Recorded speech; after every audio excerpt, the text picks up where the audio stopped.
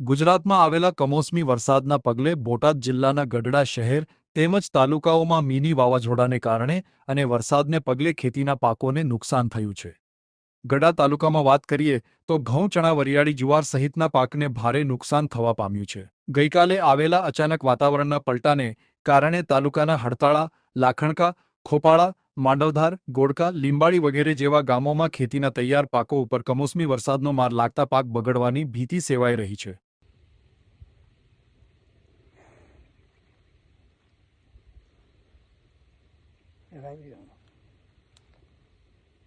આફત ઉપર આફત આવે, આ માલ તૈયાર કરી ત્યાં બગડે, આમાં અમારે લય હું લેવું હે હરિલાલ, આમાં હું આપણે કરવું? આ કેવી મજૂરી મહેનત કેવી, આપણે ગાડીના પૈસા ચૂકવવાના અને આ તૈયાર માલ થઈને આ બગડે. આ માલ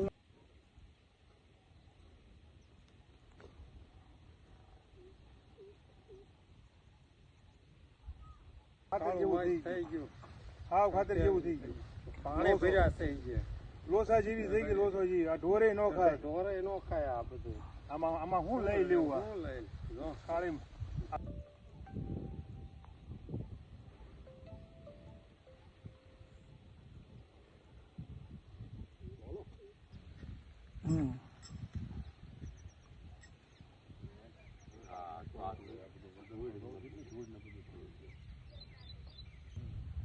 આમાં કાંઈ હાથમાં આવે નહીં. ત્યારે લીલા ટેકા જેવા છે, પાણી પીરા સુધી આજે પોળા કરવા પડશે. પાણી પીરું સામે. ઇકબાલભાઈ અહેમદભાઈ સૈયદ સાહેબ, એમાં નુકસાન તો ઘઉં આડા પડી ગયા બધા હતા. બીજું કે જાહેર વાઢેલી હતી એના રીતે પપલી ગઈ બધી. અને ગઢડા તાલુકાના બધામાં ઘઉં ને જીરું, ચણા જે કાંઈ છે એ બધાની નુકસાની છે. બધાને નુકસાની સાહેબ છે. એની વાત જ મોઢામાં કોળિયો આવેલો સાહેબ લઈ લે છે. સમજ્યા? જ્યાં અમે આપણે એમ થાય કે લઈ ત્યાં તો એ અગાઉ વાડ કરી લે છે કે આને લેવા દેવું નથી, કે ખેડૂત માથે હું દાજ છે કોઈ ખબર પડતી નથી સાહેબ. બરાબર છે. હવે અમારે કરવું શું આનું? સરકાર કાંઈક મદદ કરે તો અમને આમાં કાંઈક મદદ મળે અમને થોડીક. કિશોર વેલાણી, ગઢડા.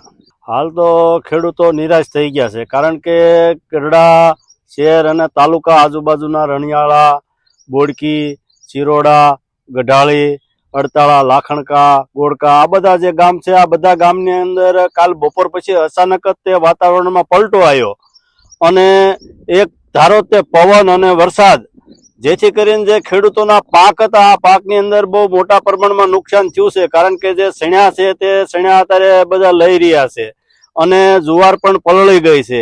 એવી જ રીતે જીરાના પાક છે એમાં પણ મોટા પાયે નુકસાન થયું છે. એટલે જે આ ખેડૂતોએ વાવેતર કર્યા હતા ઘઉં બધાને પલળી ગયા છે.